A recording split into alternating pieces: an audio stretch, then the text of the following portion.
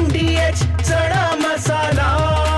आता छोले असो किंवा चवळी, पांढरे चणे असो किंवा काळे चणे, सगळं काही कमाल बने। MDH एक अतिशय महत्त्वाचा निर्णय गृहनिर्माण विभागाचा झालेला आहे। गेल्या अनेक दिवसापासून त्याच्यावर गृहनिर्माण विभाग आणि सर्वच जण अधिकारी त्याच्यावर अभ्यास करून एक परिपूर्ण असं गृहनिर्माण धोरण जे आहे, हे नवीन गृहनिर्माण धोरण 2007 नंतर आता आपण त्याचा निर्णय घेतलेला आहे। माझं घर माझा अधिकार असं सर्वसमावेशक असं गृहनिर्माण धोरण आपण या ठिकाणी मंजूर केलेलं आहे। जवळपास 2030 पर्यंत 35 लाख घरं या ठिकाणी बांधण्याचं उद्दिष्ट आहे आणि 70,000 कोटीची गुंतवणूक यामध्ये होणार आहे। त्यामुळे मोठ्या प्रमाणावर घरं उपलब्ध होतील आणि सर्वसामान्य माणसांना परवडणारी घरं, परवडणारी भाड्याची घरं, हा देखील एक संकल्पना या आपल्या नवीन गृहनिर्माण धोरणामध्ये आहे। कारण परवडणारी घरं लोकांना मिळाली पाहिजे, हा महत्त्वाचा निर्णय यामध्ये आपण हे केलेला आहे। आणि म्हणून अल्प उत्पन्न गट, त्याचबरोबर आर्थिकदृष्ट्या सर्वसामान्य माणसांना, दुर्बल घटकांसाठी देखील यामध्ये तरतूद आपण केलेली आहे। आणि म्हणून पहिल्यांदाच एक असं सर्वसमावेशक यामध्ये ज्येष्ठ नागरिक आहेत, आपल्या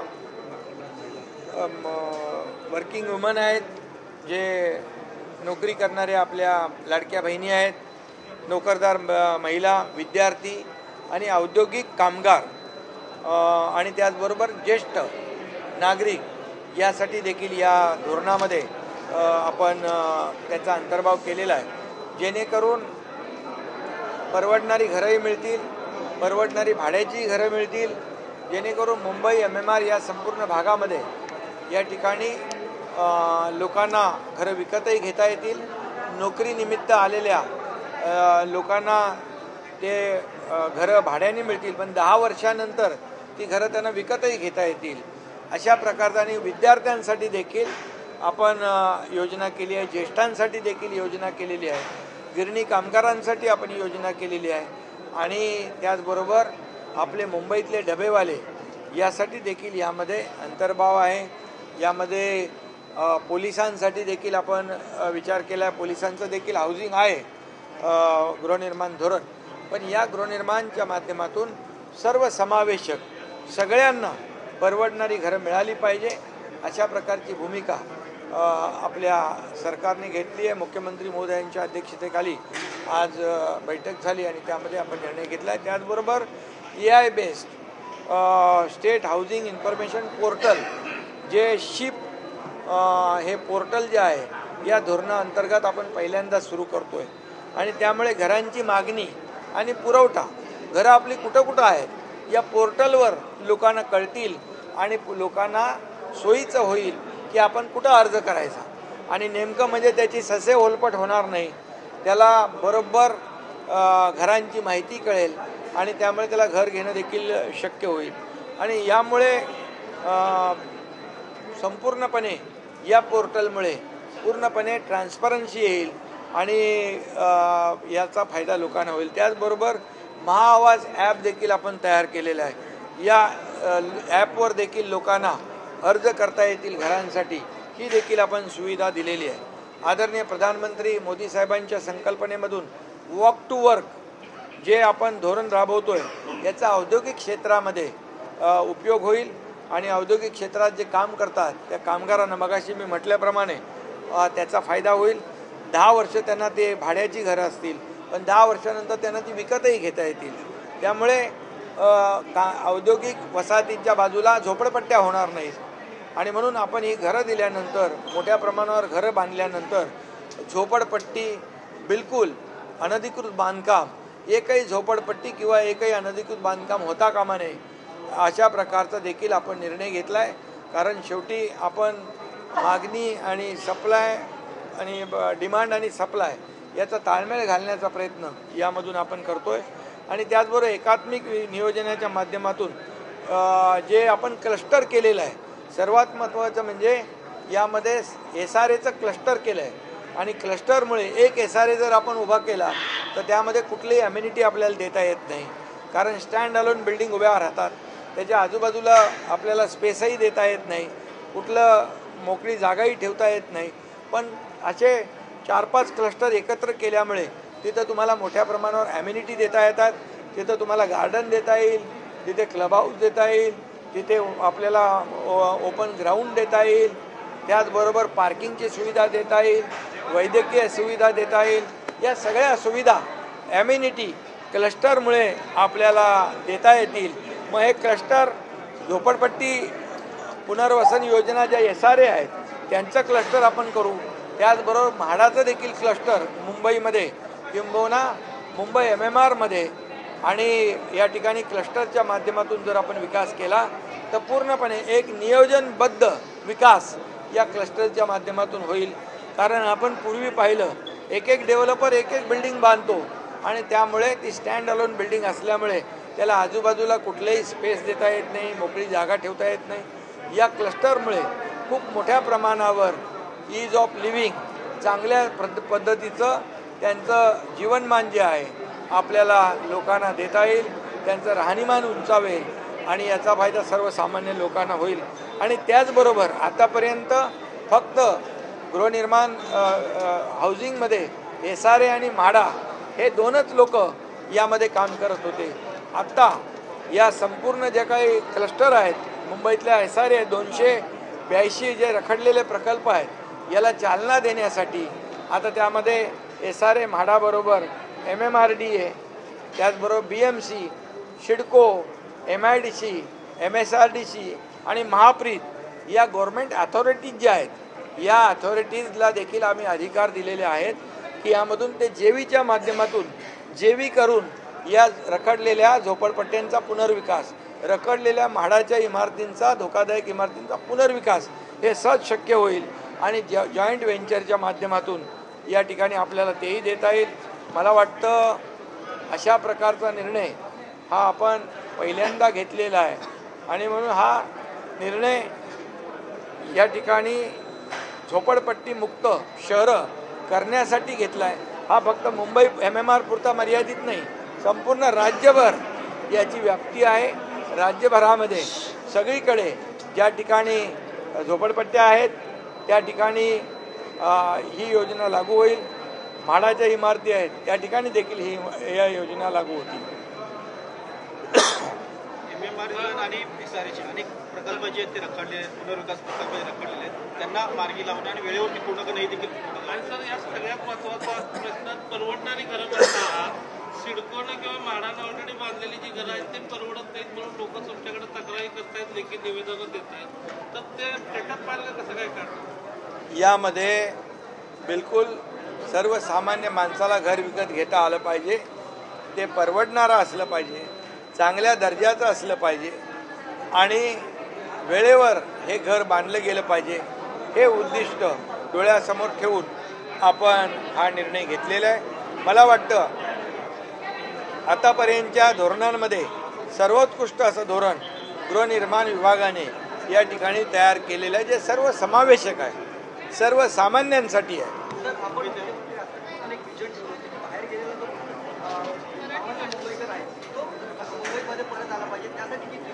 बिलकुल, म्हणून SRA आणि म्हाडाबरोबर या इतर ज्या एजन्सी अथॉरिटीज आहेत, प्राधिकरणं आहेत, त्यांना आपण एकत्र केलेलं आहे. याचं मुख्य मुद्दा की बाबा 2 क्लस्टर म्हाडाने घेतले, 2 क्लस्टर SRAने घेतले, 2 MMRDने घेतले, 2 BMCने घेतले, MIDCने घेतले, MSRDCने घेतले, सिडकोने घेतले. तर अशामुळे मोठ्या प्रमाणावर क्लस्टर पुनर्विकास होईल आणि मुंबई मोठ्या प्रमाणावर झोपडपट्टी मुक्त होईल आणि मुंबईकर जो मुंबईच्या बाहेर फेकला गेलेला आहे त्याला आता भाडंही मिळत नाही. एखादा बिल्डर एक इमारत बांधून सोडून दिला, 20-25 वर्ष त्याला डेव्हलपमेंट होत नाही. या मुंबईकर मुंबईच्या बाहेर फेकला गेला आहे, अगदी नालासोपारा, बदलापूर, अंबरनाथपर्यंत गेला आहे. त्याला पुन्हा मुंबईमध्ये आणण्यासाठी या ठिकाणी ही योजना आम्ही सुरू केलेली आहे आणि म्हणून मुंबईकरांसाठी फार मोठा फायदा या नवीन गृहनिर्माण धोरणाच्या माध्यमातून होईल. मोठी इन्व्हेस्टमेंट होईल आणि त्याचबरोबर मोठ्या प्रमाणावर घरंही उभी राहतील कारण परवडणारी घरंही लोकांना मिळतील आणि त्याचबरोबर मोठ्या प्रमाणावर अर्थव्यवस्थेला देखील यामध्ये चालना मिळेल कारण शेवटी इकॉनॉमी बूस्ट होईल. ही पूर्ण एक इकोसिस्टीम आहे, एकावर एक असं निगडीत हे सगळ्या गोष्टी आहेत. त्यामुळे मी या ठिकाणी आज आमचं जे हाऊसिंग डिपार्टमेंट आहे त्यांचे सर्व अधिकारी आहेत, त्यांचं म्हणजे सेक्रेटरी असतील, बाकी अधिकारी जे आहेत, VP आहे, बाकी SRAचे आपले CO आहेत, हे जे सर्व अधिकारी या सर्व अधिकाऱ्यांनी एक सर्वसमावेशक एक अशी चांगली पॉलिसी केलेली आहे. ही लोकहिताची पॉलिसी आहे आणि मी गृहनिर्माण मंत्री असताना ही पॉलिसी होती आहे. त्यामुळे मला समाधान आहे की लाखो लोकांना आपण घरं देऊ शकतो. प्रधानमंत्री महोदयांचं जे विजन आहे हाऊसिंग फॉर ऑल, सर्वांसाठी घरं, ते कुठंतरी आपण त्याला चालना देतो.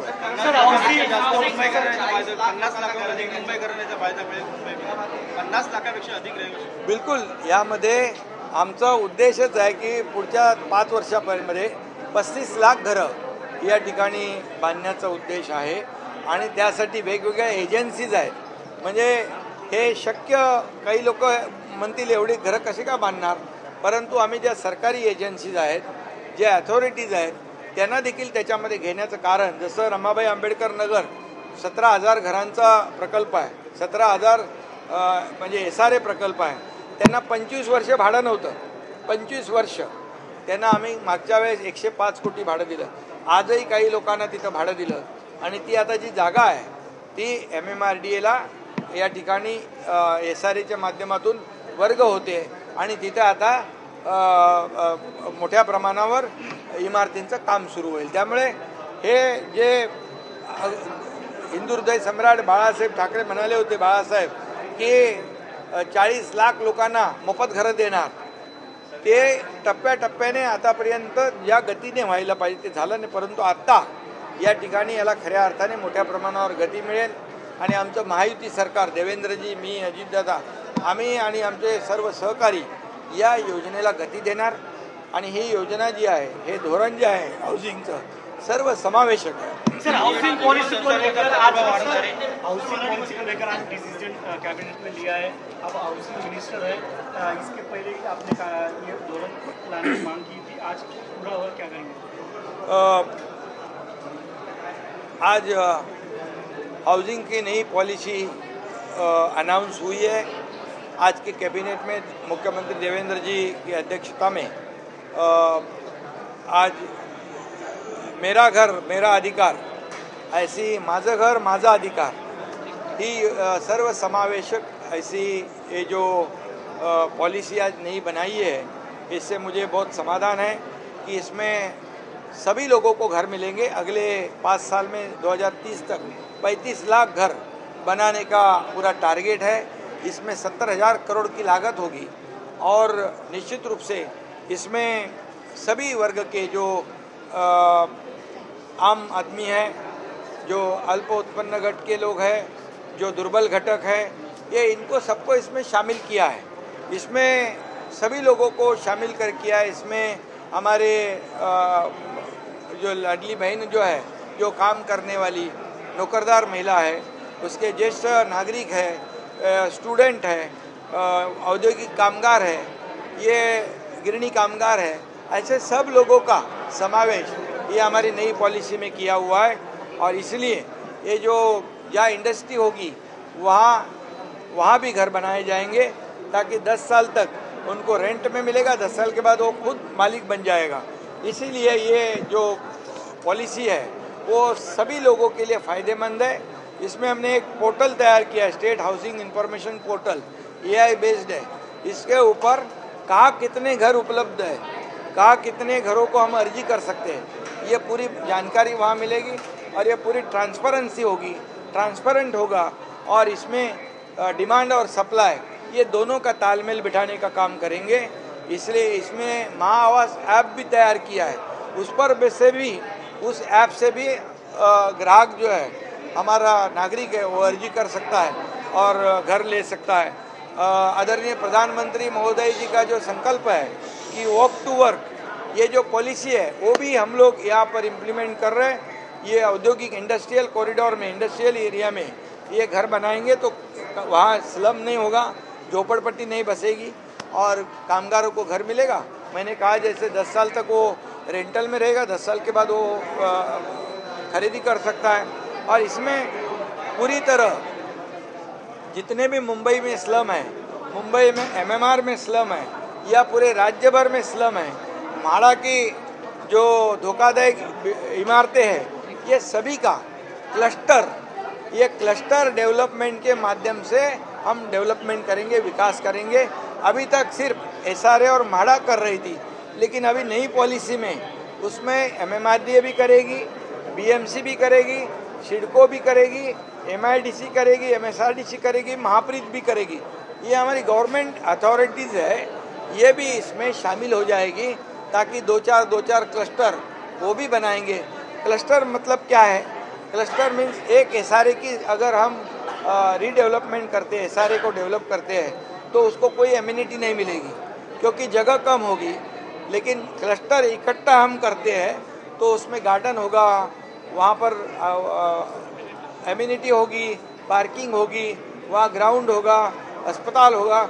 ये सब मतलब पूरी तरह प्लानिंग सिटी के लिए ये क्लस्टर की संकल्पना हमने लाई है और ये इसको आगे बढ़ाने के लिए, इसको ताकत से आगे बढ़ाने के लिए, इसकी गति बढ़ाने के लिए ये हमारी गवर्नमेंट अथॉरिटीज़ को इसमें शामिल किया है।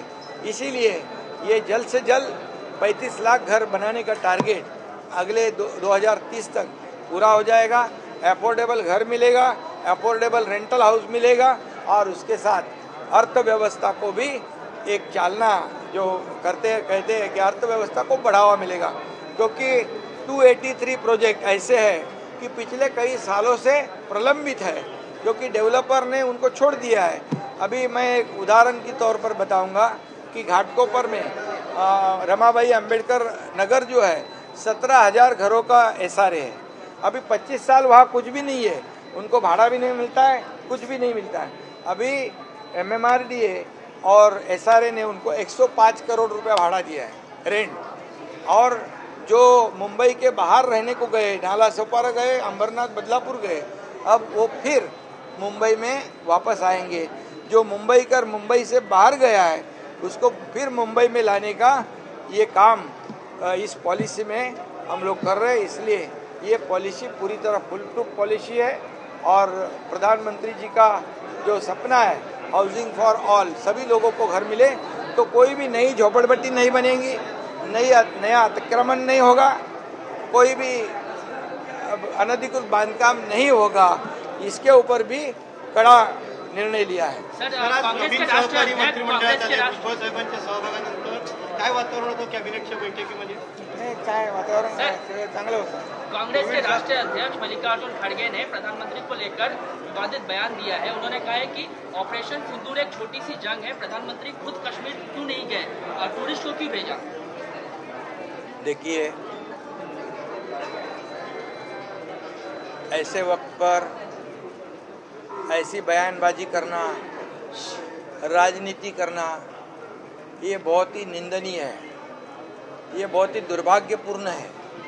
क्योंकि आपने देखा पहलगाम में हमारे बहनों का सिंदूर उजाड़ा गया तो तुरंत एक्शन को रिएक्शन देने का काम आदरणीय प्रधानमंत्री नरेंद्र मोदी जी ने किया और तुरंत जो आतंकवादियों ने पहलगाम में जो हमला किया था, हमारे बहनों का सिंदूर उजाड़ा था, वो ऑपरेशन सिंदूर के माध्यम से उन्होंने आतंकवादी अड्डे पाकिस्तान में आतंकवादी अड्डों को तहस नहस कर दिया है। ये किसने हिम्मत बताई है? मैं यही पूछना चाहता हूँ उनको कि आज तक ये पाकिस्तान के आतंकवादी या पाकिस्तान का पूरा हाथ उसमें है कि 26/11 का मुंबई का हमला, मुंबई में हुए बम स्फोट, संसद पर हुआ दिल्ली में हमला और सरहद पर हमेशा हमारे सैनिकों के ऊपर होने वाला हमला, एक बार तो हमारे सैनिकों की गर्दन काटकर पाकिस्तान में ले जाने का निंदनीय एक कृत्य काम आतंकवादी ने किया। तभी किसकी सरकार थी? तभी यही कांग्रेस की सरकार थी। तब कोई मुंह से बात ही नहीं निकली, एक्शन की तो बात दूर रह गई।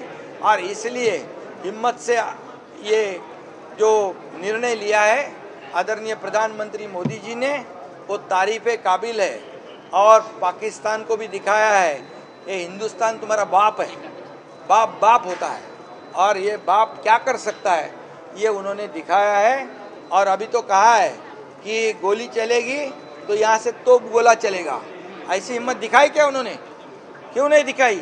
सिर्फ वोटों की राजनीति करने वाले लोग ऐसे विषय पर, अभी हमारे देश का मामला है, ये देशवासियों का मामला है, देश की रक्षा का मामला है, और हिंदुस्तान पाकिस्तान की बोली कुछ लोग बोल रहे हैं, ये बहुत ही दुर्भाग्यपूर्ण है। इनकी जितनी कड़ी निंदा करना चाहिए उतना करना चाहिए। ऑपरेशन सिंदूर से हमें क्या हासिल हुआ?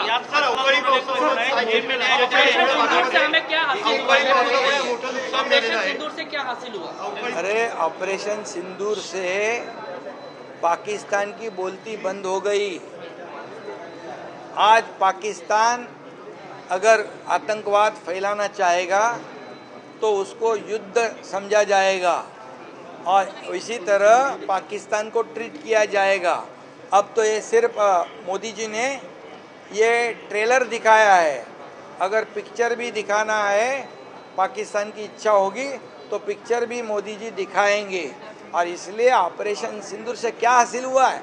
अरे जो बहनों का सिंदूर मिटाया गया उसका बदला लिया है, ये हासिल हुआ है। वाह, काय आता मिळाली का चव? होय तर आता मिळाली खरी चव। MDH चंकी चाट मसाला, जीवनाला खऱ्या चवीचे रंग। असली मसाले सच सच MDH